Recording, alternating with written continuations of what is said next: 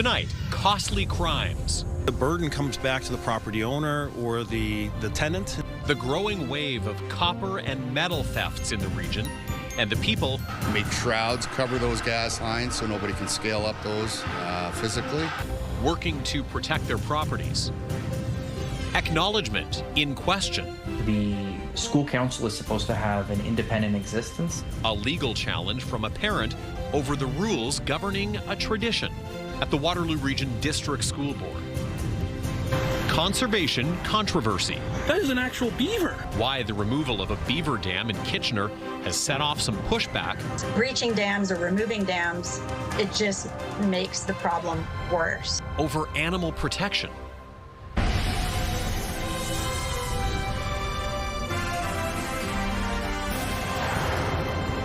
Good evening. We begin tonight with new reporting on a crime that's become more common and often more costly for local businesses and property owners. Thieves breaking onto properties, even scaling buildings to steal copper, metal, and wire.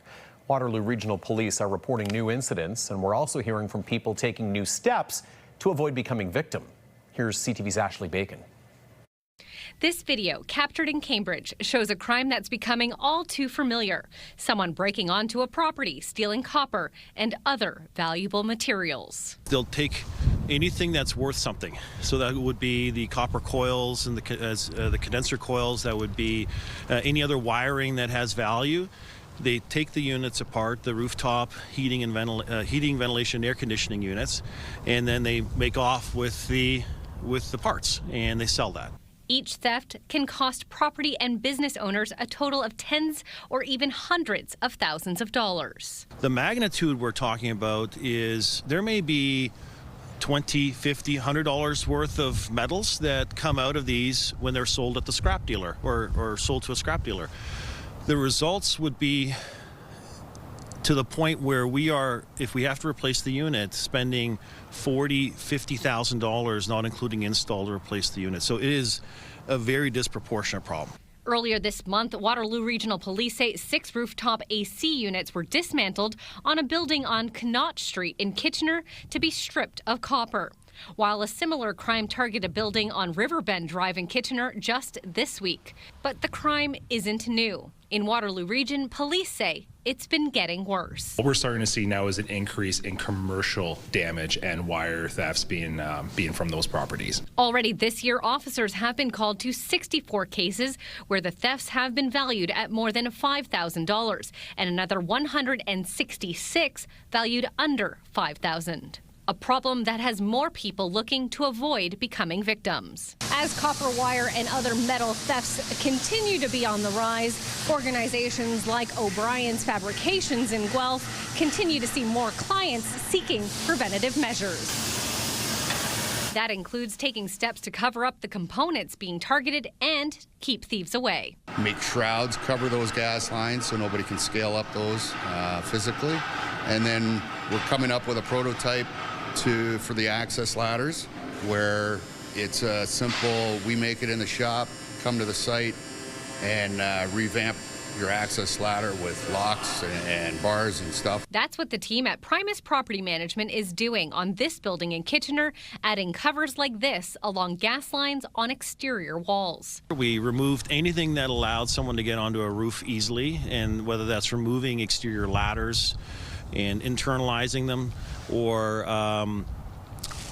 covering gas lines like this. Gas lines are easily scaled, so we've gone around and we've introduced all these types of measures at expense to prevent that. The burden comes back to the property owner or the tenant. In many cases, they share the responsibility for these costs, and it becomes a very large dollar amount that's unfortunately burdened by everyone. But hopefully an investment that will pay off in the fight to avoid falling victim to some very costly crimes.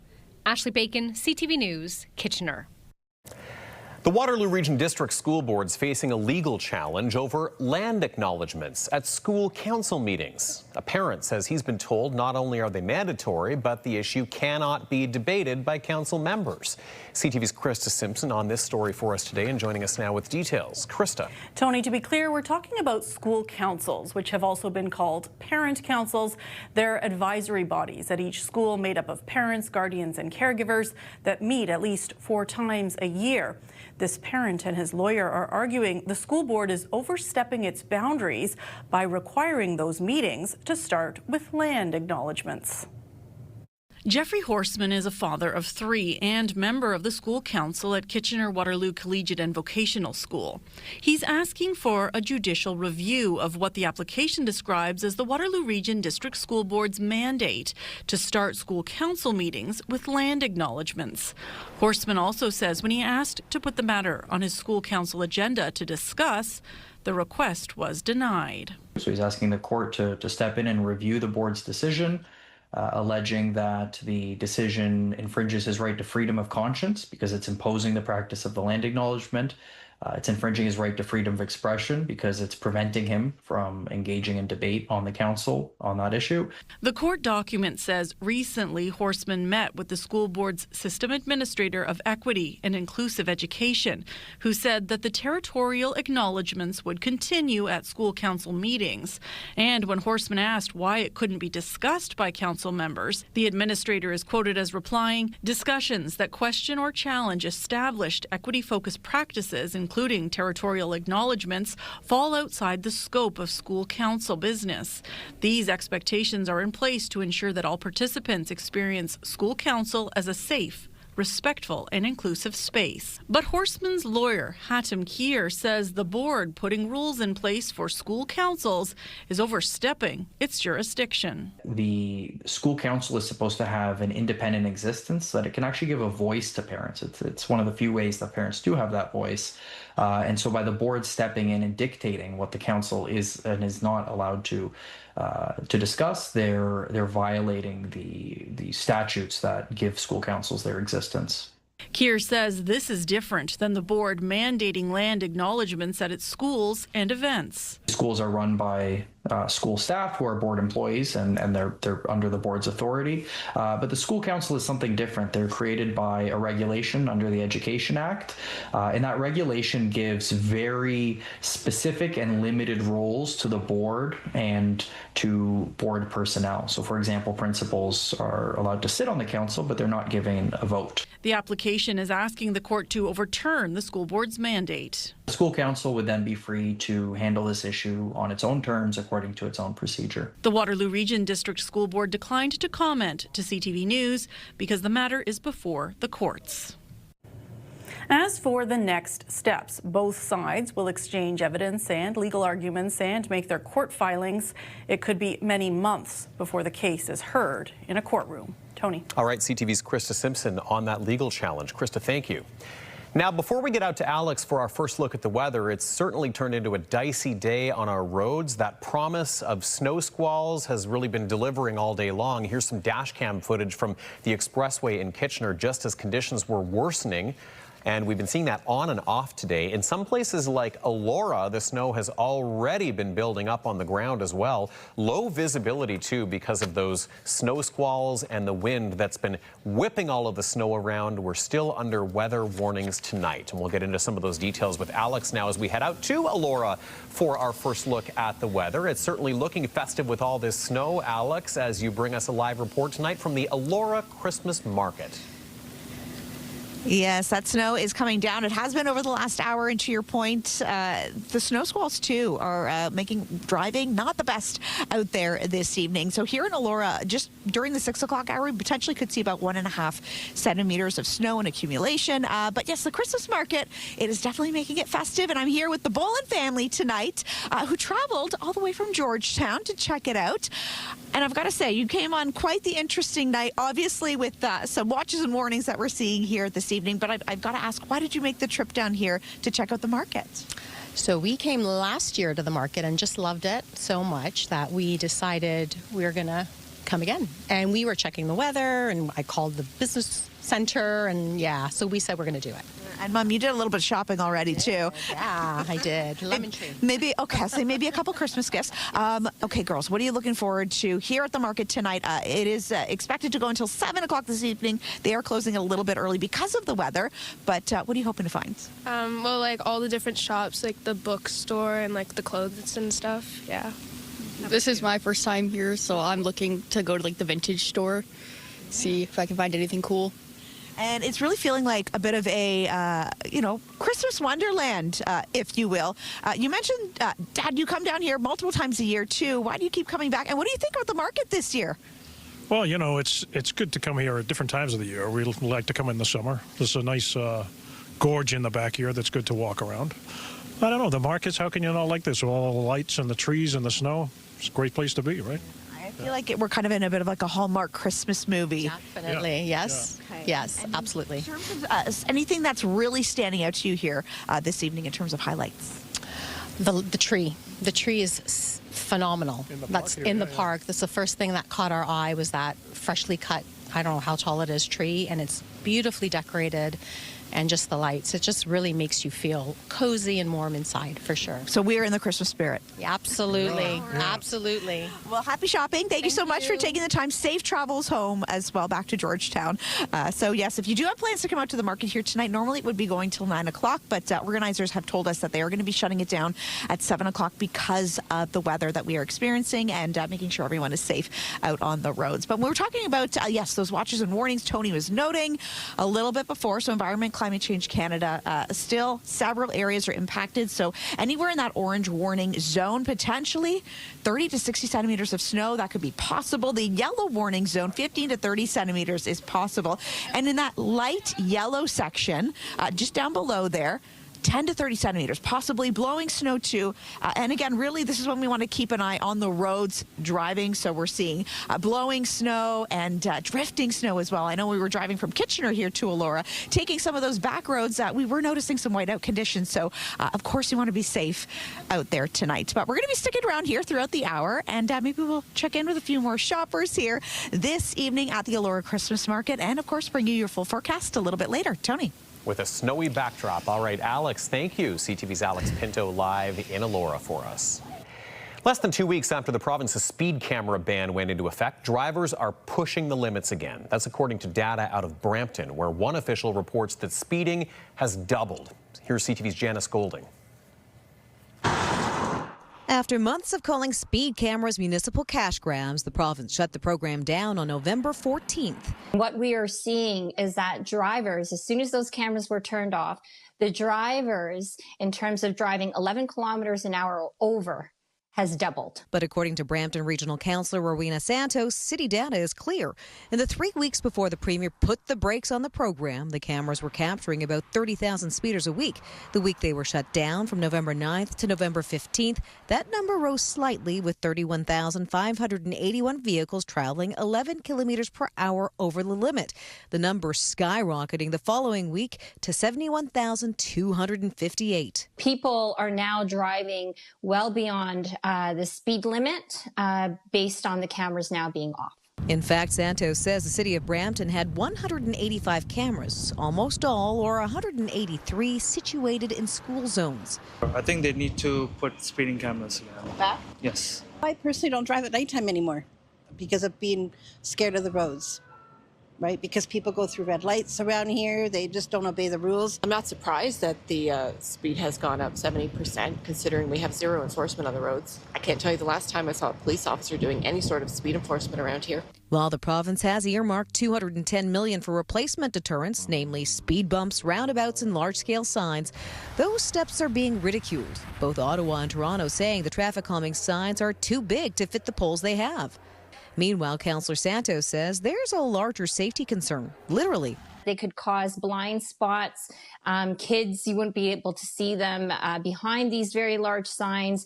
Drivers wouldn't be able to see them if they're backing out of their driveway next to a school, for example. And on windy days like today, these signs could just fall off and hit a car, hit a person. The province fired back today, however, saying the only thing that's ridiculous is the municipality's claims about the signs. If they need help putting up a large sign, even though they've done it 10 million times, We will have a team out there and I'll say, this is how you put up a big sign. It's a joke, actually. I can't believe it. It's just another tactic. Still, many local politicians say they can't race to install traffic calming measures, saying even if they try to speed the process up, some steps can take years. That report from CTV's Janice Golding. Well, back here in Waterloo Region, the removal of a beaver dam at a creek in Kitchener is ruffling the fur of nature lovers near and far. Late last week, city staff took the dam down on Shoemaker Creek, citing concerns about a flood risk. Let's head out there right now where we find CTV's Alexandra Hollick with the latest on this. We should note, obviously, this is one of the areas that's getting hit hard by the snow squalls right now. Alexandra, thank you for patiently waiting to bring us this report. Let's get to the topic at hand, though. Do we know what happened to the beavers at that creek? Tony, the city says the beavers that built their dam here weren't killed, captured, or relocated. Well, we haven't seen them here today, and it's a little hard to see anything at all. Experts say it's likely that the beavers will come back here. That's a beaver! An ecosystem engineer in action, making its way through its makeshift dam built on a Kitchener creek. The beavers are amazing animals and they're really important. They're a keystone species. They're preparing for winter, and so beavers are building up their dam. But according to the city, this beaver-built barrier is bringing new issues to light. Recently, a large dam in Shoemaker Creek was discovered during a routine inspection, a city spokesperson said in an email to CTV News. As this poses a flood risk, we worked with licensed wildlife experts to restore the creek. This is what's left. The city says the beavers haven't been killed, captured, harmed, or relocated. But one animal protection expert says the damage has already been done. Removing dams actually just make the problem worse, and beavers are going to go now and take more trees to replace the dam that was moved. Leslie Fox is the executive director of the Fur Bearers, a BC-based group that advocates for animals killed for their pelts. She says the beavers will keep coming back, threatening the risk of lethal retaliation. Oftentimes we see the end result is beavers getting trapped and killed. And so we're really urging the city to be proactive. Fox says the problem isn't the beavers, but the control of water levels. So she's pushing the city to install a pipe system, otherwise known as a flow device, which is essentially a PVC pipe that's integrated with the dam and allows water to move from one side of the dam to another. Fox says she's reached out to the city of Kitchener, but felt like she was talking to a stick wall. The city seems to want to prioritizing dam removal as a form of management. It's wasting valuable taxpayer money and city's time, honestly. The city says it's monitoring the situation and prioritizes coexistence when and where possible.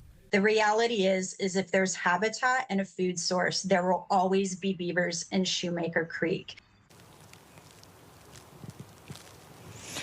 It's not clear what will happen if the beavers rebuild their dam here on Shoemaker Creek, but Leslie Fox with the Fur Bearers and a local resident we spoke with say they'll be keeping an eye on any developments. Tony? CTV's Alexandra Hollick alongside a very snowy and windy Shoemaker Creek in Kitchener tonight. Alexandra, we'll let you get back inside. Thank you for that report. And a reminder to sign up for the CTV Kitchener newsletter to stay in the know with what's going on in your community. The best local content right to your inbox every day. The day's top stories, the latest forecast, and some must-see videos. You can sign up over at ctvnewskitchener.ca.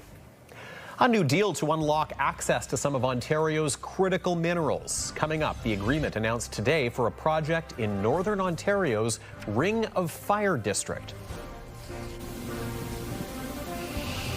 We are warming up by the fire here at the Elora Christmas Market. And yes, that snow still coming down, making it feel even more festive. I'll let you know how much more snow we are expected to see over the next couple of days in your full forecast coming up.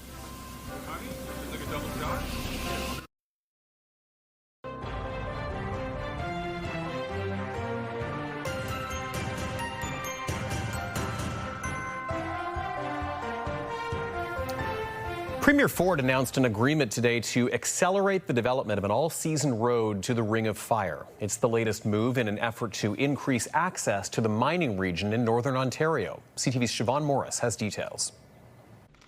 It's the second ceremonial signing this autumn, an agreement between Martin Falls First Nation and the Ford government to accelerate construction on a road to the mineral-rich Ring of Fire. I'm bound and determined, with the cooperation of the chief and council, we're going to change the young people's lives up there. The community more than 400 kilometers north of Thunder Bay will receive about $40 million, money for a community center and training. It's immediate funding for the procurement of equipment and materials that will be transported this winter road season. There's also cash to rebuild the Martin Falls Airport terminal and pave its runway, a vital connection since, with the exception of about 6 weeks a year, it's the only way in or out. And that has a big detriment on our health.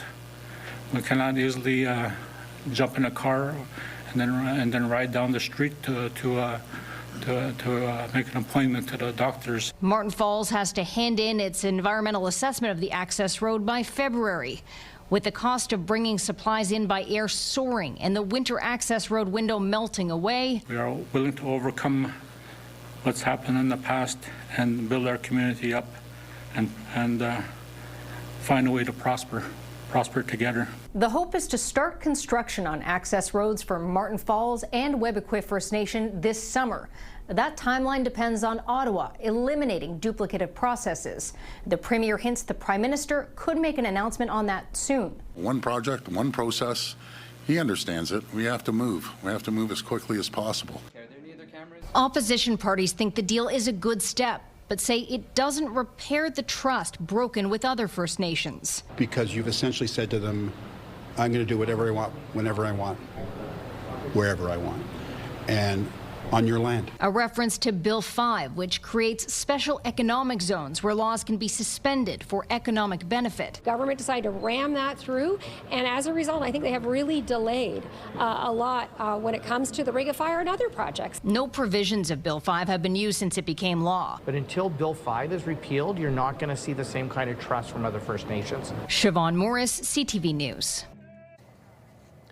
Now here, unexpectedly, is a bit of a live update to the story that Alexandra Hollick brought us earlier about that Beaver Dam that was taken down along Shoemaker Creek in Kitchener. It was unclear what had happened to the beavers, but as our live camera is showing you right now, they are still in Shoemaker Creek, right near the site of where that dam was. And speaking of the area right now, you can see that snow really coming down, and it's been windy as well.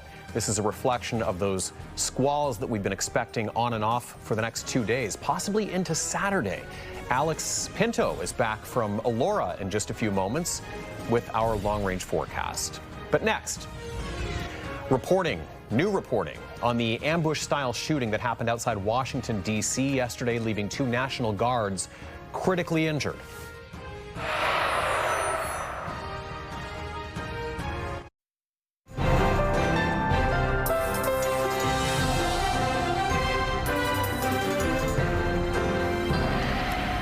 To Elora we go now. Alex Pinto standing by to give us a look at the Elora Christmas market on a snowy night. And Alex, you know, I was just joking with our crew in the studio here. It doesn't matter which Alexandra I check in with tonight. We are getting a snowy scene because Hollick, during her live report, it looked like the North Pole in Kitchener. There was so much snow blowing around and squalls happening. So this is a perfect example of what you were saying with that on and off nature of these bursts of snow.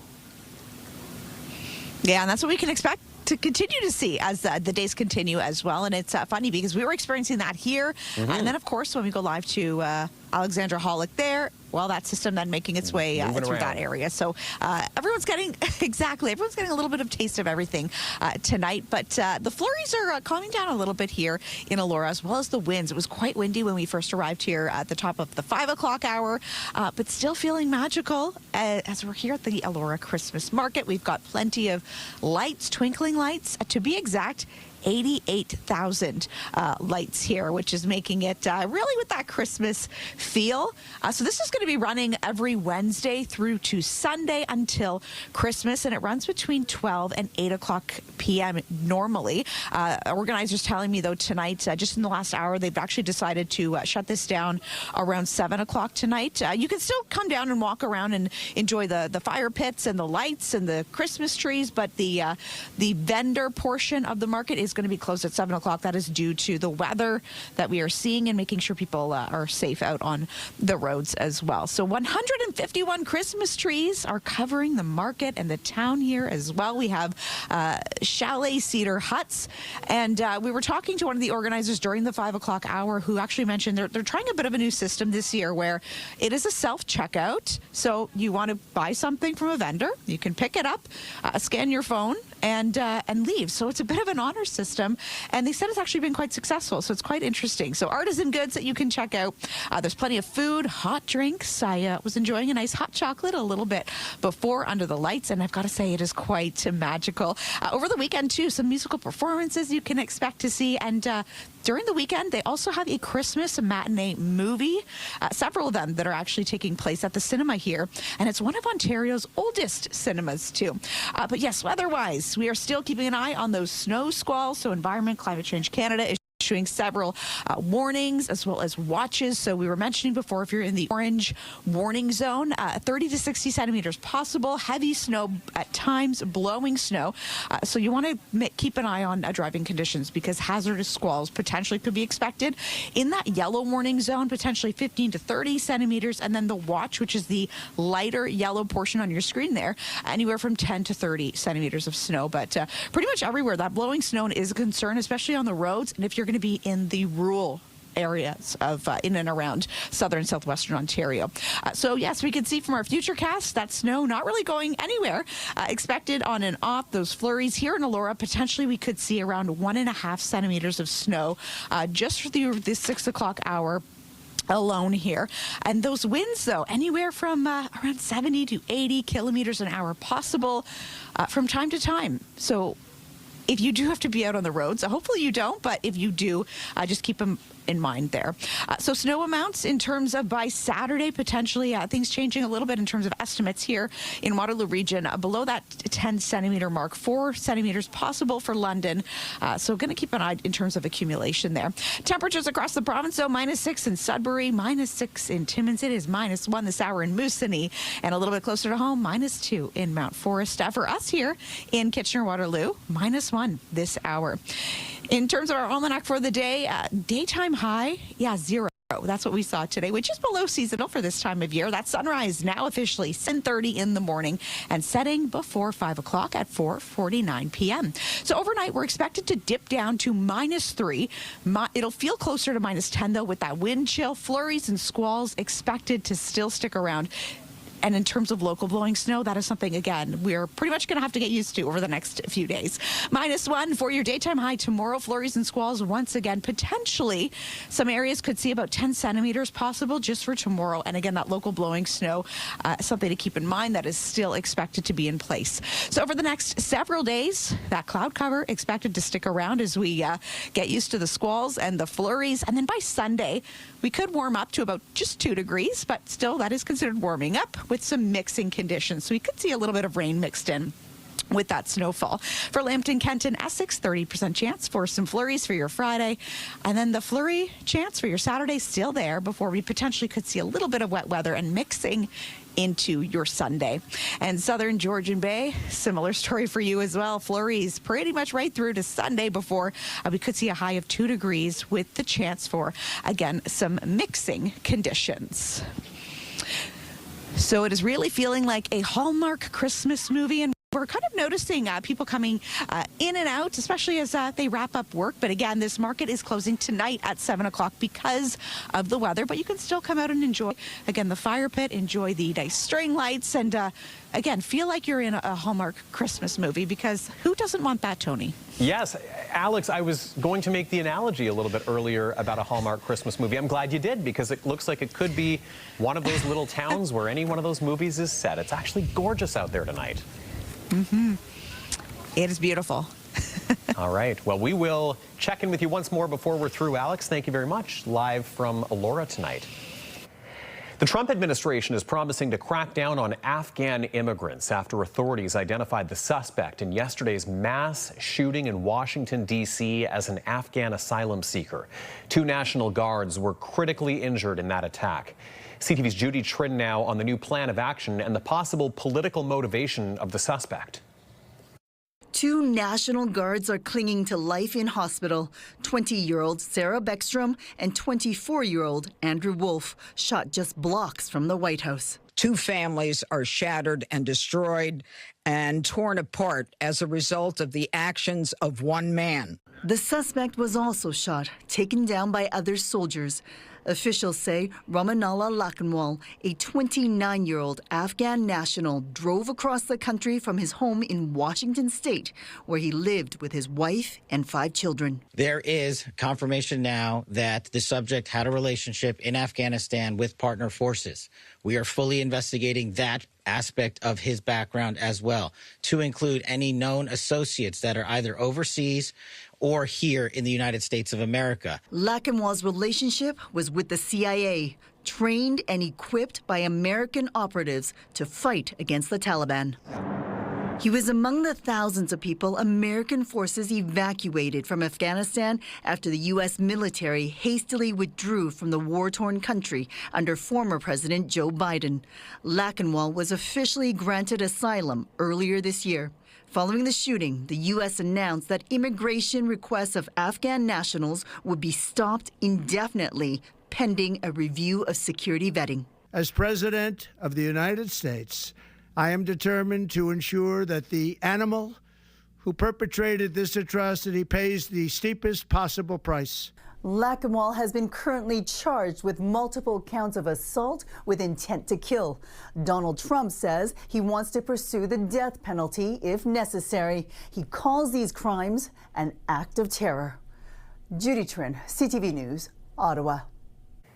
Just when we thought we'd heard of all the possible scams out there, we've got new reporting tonight on one that's aiming to take advantage of Black Friday shoppers who are trying to watch their transactions. That's next.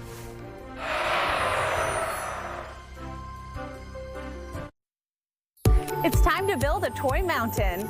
Make this holiday season merry for so many kids. Bring new unwrapped toys to your local Canadian Tire. All in support of the Salvation Army. We'll be collecting donations from November 19th to December 24th. With all donations helping families right here in our community. Toy Mountain, supported by the Core Group, Goman's Appliances, and the Crack Specialists. Let's make this the best toy mountain ever. Visit ctvkitchener.ca for more ways to donate.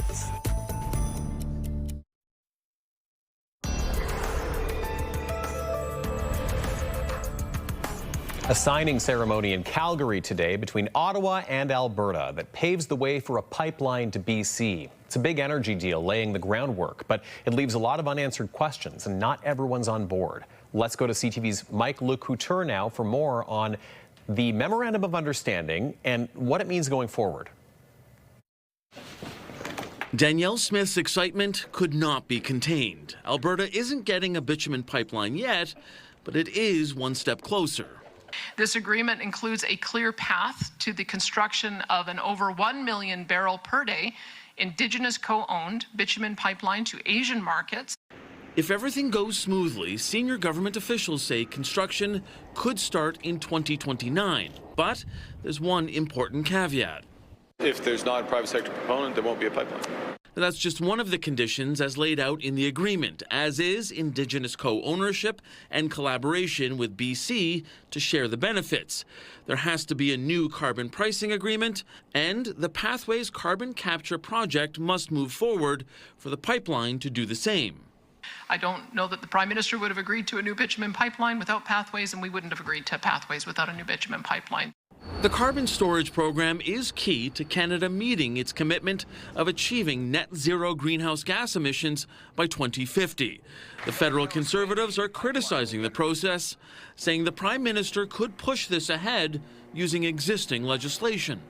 We even supported him, gives him the power to approve it. So we only need him to do one thing for this pipeline to happen. Get out of the way. A pipeline would go through BC, but that province wasn't part of this deal. And the Bloc Québécois says it's a dangerous precedent.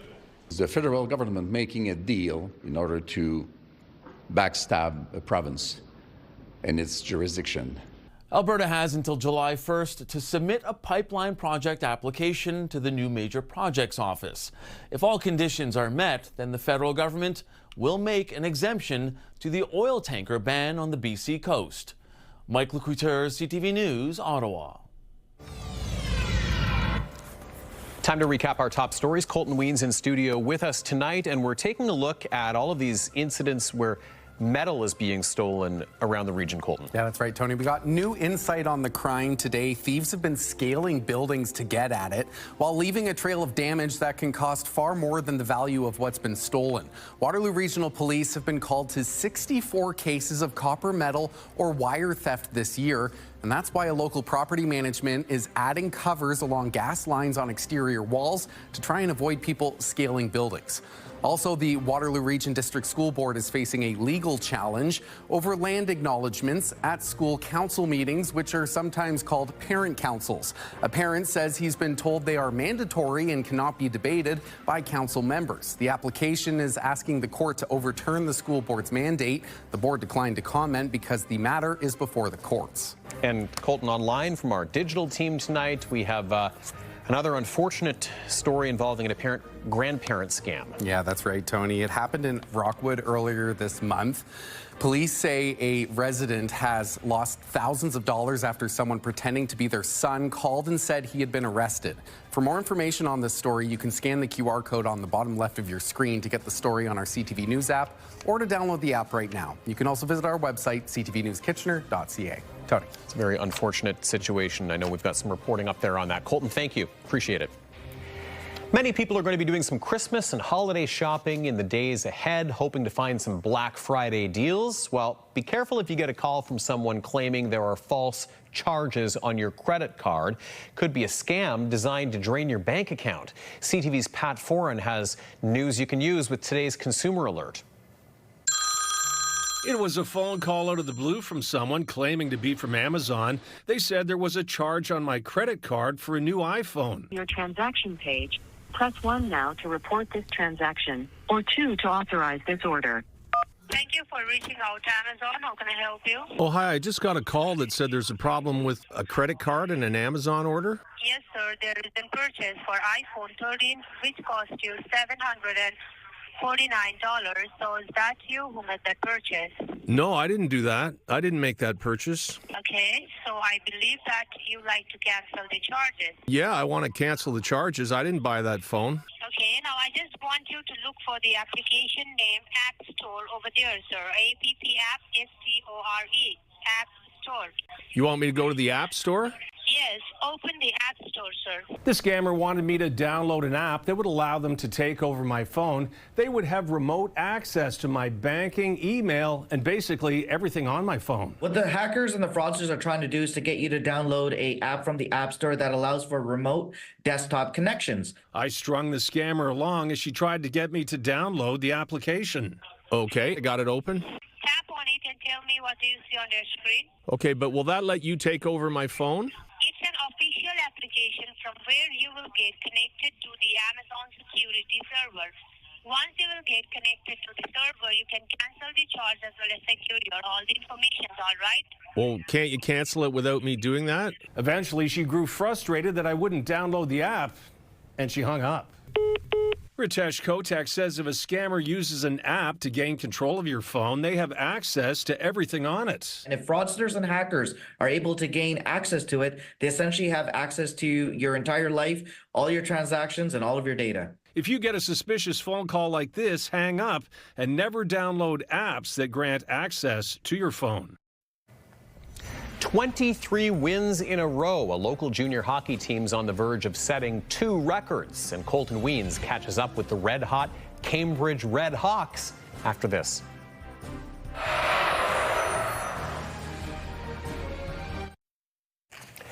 Well, some sports news now.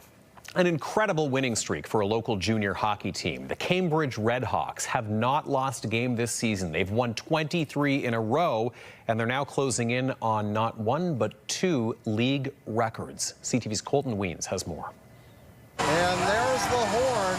The Cambridge Red Hawks celebrate victory number 23. The Cambridge Red Hawks undefeated this season in the Greater Ontario Hockey League, winning all 23 games so far. It's going great, you know, like we're on a heater right now, but we're just taking it one game at a time. The Redhawks are on the verge of breaking 2 league records. They're 1 win shy of the Caledonia Corvairs' season-opening 24-game win streak back in 2013-14. And later that season, the Kitchener Dutchmen set the record for the most consecutive wins with 25. While they're well aware of the opportunity, it's not their focus. Our idea is to make the playoffs and do real well. We'll take this as a cherry on top. We're going to try and do our best to accomplish it. If it happens, awesome. If it doesn't, you know what, back to the drawing board. We're just looking to keep it going, not get too high, and focus on a big playoff run. The Redhawks have the best goal differential in the league, and Reed Gamage leads all players in points. But the team says it's their belief in each other that's keeping them winning. I think that's the biggest key is the kids are treating each other like family. 100% believe in the boys, 100% I can believe that. I believe this team wanted to. We can go 50-0, and I'm just confident in the boys like that. We go down, there's no worries in the room. We know we're able to fight back. Cambridge also added a couple new coaches with NHL experience this season. Nick Spalling took over as an assistant coach, and Todd Bertuzzi is the head coach, believing their attention to detail and hard work is paying off. I played with Bert growing up in the OHL, and I've coached myself quite a bit, and I run the defense. So as a collaboration of 3 guys, we get along great. We each have something different to offer, but at the same token, we're going under, mostly under Bert's his guidance and his idea of what we want. Everything's about small details. When other coaches would look at bigger picture, stuff like this, he's always about smaller details. And he doesn't care if we win 50-0 or 2-1. There's always stuff he always picks on. And, that stuff is what makes us better. It's just the practice, the intensity. We win 2 games on the weekend, but we're coming in Monday like we just got blown out. Now, if the Redhawks win on Friday, they'll have a chance to tie the all-time record here at home on Saturday when they host Port Colborne here at the Galt Arena Gardens. Colton Weens, CTV News, Cambridge. And from the ice over to the diamond now, the Blue Jays have made a big free agent splash. They've signed starting pitcher Dylan Cease, and analysts are already weighing in on the significance of this deal. You got to be excited. That World Series run is very attractive to other teams and other players. Players always want to win at the end of the day, and the Toronto Blue Jays showed that they got as close as you can possibly get to winning. So getting Dylan Cease this early on in the offseason should not disallow other free agents to come to Toronto. They should still be in on some of the top free agents. And so that deal is 7 years. It's worth $210 million. The 29-year-old Cease spent the last 2 seasons with the San Diego Padres. All right, more news in a moment. First, let's head back out to Elora and check in with Alex. Oh, Mother Nature giving us a bit of a treat with, of course, the snowfall, making it feel even more magical here at the Elora Christmas Market. We'll let you know how things are looking first thing tomorrow morning in Wake Up Weather coming up.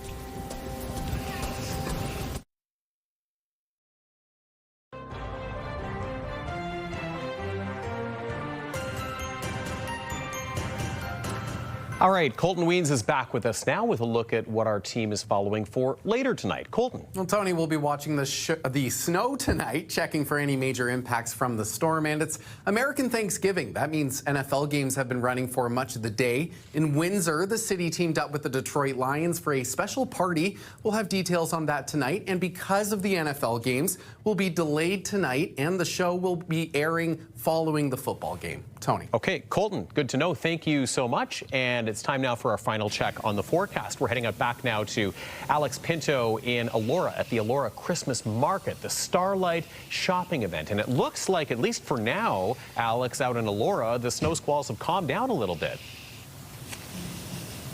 Oh, they definitely calmed down, especially compared to when we first arrived here, maybe shortly before 5 o'clock. That snow was coming down. The wind, though, is starting to pick up a little bit, and we're noticing a bit more of that chill in the air as the temperature starts to dip down as we get closer and closer to the evening, and then, of course, the overnight hours. But everywhere you turn here, it is picture perfect, if you will. It feels like the perfect backdrop as well. We've got plenty of Christmas trees. We've got 88,000 twinkling lights. We've got, look at this. Honestly, everywhere you turn, it is a photo op. And especially with the people we've been talking to here tonight, bringing the family down, traveling near and far. We spoke to the Boland family earlier from Georgetown tonight. But yeah, Elora is definitely feeling festive as we get into closer and closer to the Christmas season officially as well. But we're noticing too, in terms of that snow accumulation, even just looking at the trees, how much snow has fallen during the 6 o'clock hour. about 1.5 centimeters in Elora here tonight. But looking at tomorrow and what you can expect, yes, those scattered flurries expected for us to pretty much start the day by 6 a.m., sitting around -2. Still that cloud cover expected to be over us as well. By 10 o'clock, though, we should be going up to about -1, but those scattered flurries are expected to be with us for pretty much most of the day, and we're kind of noticing it, like you mentioned a little bit before, Tony, too, in waves with we're getting maybe some whiteout conditions, and then it's calm for a moment, but then, of course, we can expect to see a little bit more of that accumulation developing, potentially getting into Saturday. But at least for here tonight, we are feeling very festive. As we said, getting closer and closer to the Christmas season. But if you come down, yeah, you definitely want to bring a pair of mitts, which I did have. But, of course, some wet snow decided to change that plan on me tonight, Tony. That's 2 weeks in a row, Alex. I know. I brought them this time. It was the weather I'm going to blame this time for why I don't have them on right now. But yeah. Plus, you had the fire nearby. All right, Alex, thank you from Elora. And finally, in New York, a Thanksgiving tradition, the annual Macy's Parade.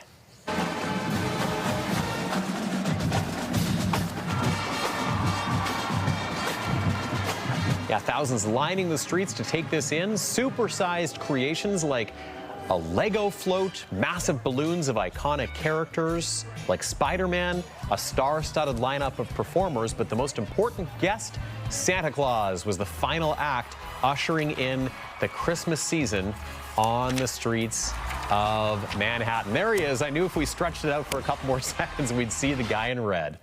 That's our time. Thanks for watching. We'll see you later tonight with Colton Weens and your next local news. Have a good night.